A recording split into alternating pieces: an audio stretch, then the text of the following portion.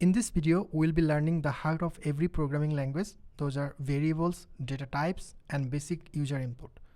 The objectives are understanding the variables, learn about the basic data types like integer, floating point number, string, boolean. What these are, we'll learn just after some time. And finally, we'll be learning the user input using the input function. So what are variables? Variables are just like container for storing data. In real life, in any container, we can put anything or any object, like the object can be liquid, the object can be rigid body, or anything. But in computer or digital system, in the container or variables, we can put only the digital data. Like it can be any name or any string or any text, or it can be any number, or it can be one image or something, okay, that can be digitally represented. Now here I wrote some Python variables. We'll see just in action after some time. Okay, so here in the VS Code, I wrote exactly the same thing as wrote in the document. Here, let me explain how the variables are working here. Here, the name is the name of the variable, and here is the equal sign, and here is the data we are putting into this variable. So this equal sign is telling that put this value inside this variable name. So similarly, here is the age variable. So s is the name of the variable, and here equal sign is the assignment operator, and here is the value 25, and this is one number. So we're telling that put 25 inside the age variable. So here it is not meaning to equal sign. Here it's an equal sign, but it's not meaning that age equal 25. It's meaning that put 25 inside the age container or age variable. So this is how variable works in Python. Okay, but here if you see, the name Kabir is surrounded by one quotation, one double quotation, right? But 25 is not, because in Python programming we cannot freely write any text without any quotation, because text are string data. So we cannot put string data without any quotation. So that you are seeing that it's not possible. Here it is coming some error, right? So any text, if you write in the program, you have to put the quotation the both side. Now you may ask that why we did not put any quotation surrounded by this name, because the name is not the string here. This name is interpreting here as variable name. So we can write variable's name without the string. When it's coming about the value, we cannot put without quotation. Okay, and here if you see, we did not put any quotation here, but still there is no error, because here there is no string or there is no character. Like here, if I put a here, if you see one red mark, and here is coming some error. And if we put only 25, then it's not coming any error, because 25 is integer data. So this is how we are defining or differentiating the data type in programming. Okay, so similarly, this height is containing the value of 5.7, and also here is no quotation because it's a floating point number. And again here, the interesting thing is this false we are putting without any quotation. Still it's some string, correct? But here it's not coming any error, because in Python this false representing that it's not true. In Python, this false represent that anything that is not correct or not true. So here we are giving this variable name as is student. That means one person, we are indicating that he is a student or not. So here we put false, that means he is not a student. So this is how we represent true, false or boolean data in Python program. But if you want to put the true value, so here you have to write true. But here it is case sensitive. But if you write the T small letter, it is not going to work, because in Python syntax you must have to make it capital T for making it the true, false or boolean data. Okay, and finally here we printed the age and the name. In the previous program, in the hello world program, we directly printed some data hello world in the print function. Now in the variables, we are printing the name of the variable inside the print function. and here we are giving one extra string here, and after that we are giving some comma and then the name of the variable. So let's run this program and see how it's work and how it gives the output. So Python var.py. So here if you see name Kabir and age 25. So but you can directly put this name variable and this age variable. So we can skip this age and name, but now if you run this program, it will just come Kabir and 25. So far what we understand, if we put any variable name inside the print function, instead of printing the name of the variable, it prints the value inside it, right? So it is never going to print the name of the variable, but it's going to print the value inside the variable. Okay, so this is how actually variable works. Now you may ask, if there is no value inside one variable, then what it will show? Let's see if we want to define some example variable. So see here, without assigning any value, this variable is actually invalid. So in Python, if we define some variable, we must assign some value inside it. Okay, so here we assign 10 as a number inside this example variable. Now it's a valid variable. Okay, going forward, now we will be familiar with the data types. So here we can see int for integer, float for decimal number, str for text or string, bool for boolean or true false.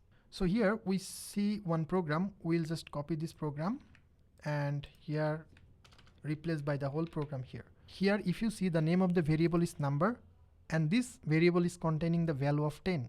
So this 10 is one number, and in Python programming this number is called integer data, and this data is assigned to this variable, and that's why this variable is one integer variable. And how we can prove that? In Python there is one built-in function that is called type. Okay, so if we put any variable inside the type function, it is going to tell us what kind of variable this is. Okay, so here we can see some other variables defined here. So here the pi variable is 3.1416. So this is one decimal or floating point number. So also we printed the type of the pi. Similarly, the text here, the name of the variable is text, and we put some text or string here, text here, surrounded by the quotation. And finally, we defined one more variable, that is flag, and we are putting the false inside the variable, and this false is a boolean data. So now we also printed the type of flag. Now we will try to run the program. So it is going to tell us the type of the data. So if you compare the data type, so this is the, so this first print is the number. So it is going, it's a class of integer data, and this pi is a type of floating point data, and this string or text is the type of string data, and finally this flag is type of boolean data. So it's now proved that this data and these variables contains different kinds of data, and each data has its own type of data. So this is exactly called data type in Python. So now we are came to the last topic, that is taking user input. I am copying this program from here and putting into the whole program. Okay, so here what is happening, the name is the variable name again. Okay, and now here we are defining one function that is called input, and in the input we are giving some instruction. This is how works the input function in Python, and it is one inbuilt function. That's why we can use it without anything or anything defined. Okay, so then after then we are printing the name of the variable in the print function. Similar thing we did some time ago. Okay, so now if we run this program, so it's asking for entering the name from the keyboard. If I write something, if you see, it's taking the input. So say for example I took hello and enter. So hello, because this is the static hello and this is the name taken from the user input. So if I put, say for example Kabir and here it will output hello Kabir. I think you understood that how it is actually working. Okay. But one important things to remember in Python, input always return as a string. So even if you taking input as integer number, it's going to return you one string. So if you need the number, then you must have to convert it to the number. So let's try something here. Say for example, enter value 1. Okay. And if we say for example,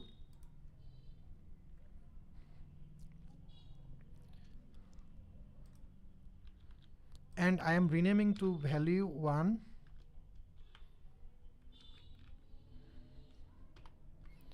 and I am renaming this variable name to value 1, and again I am taking another variable value 2, and again I am assigning the input variables here.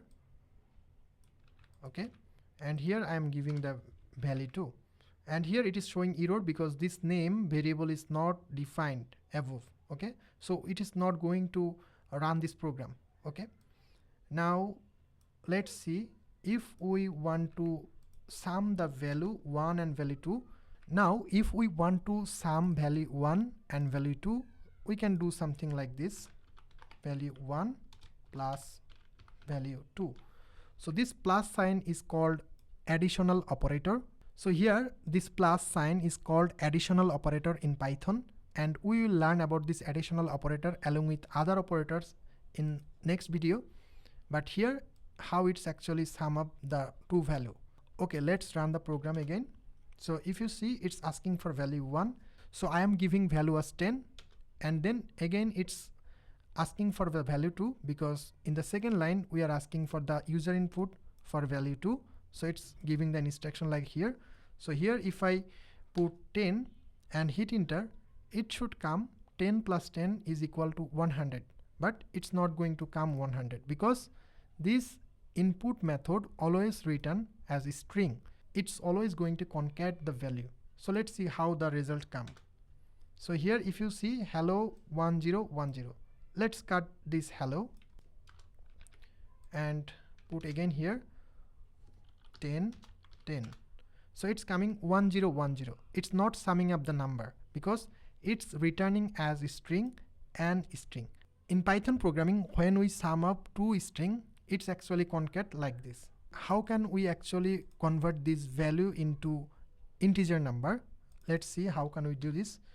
This value we will put inside one function, one built-in function that is called int. So in this int function, if we put the value 1 and in value 2, if we put again int, so it's going to convert the string value in integer value before the sum up.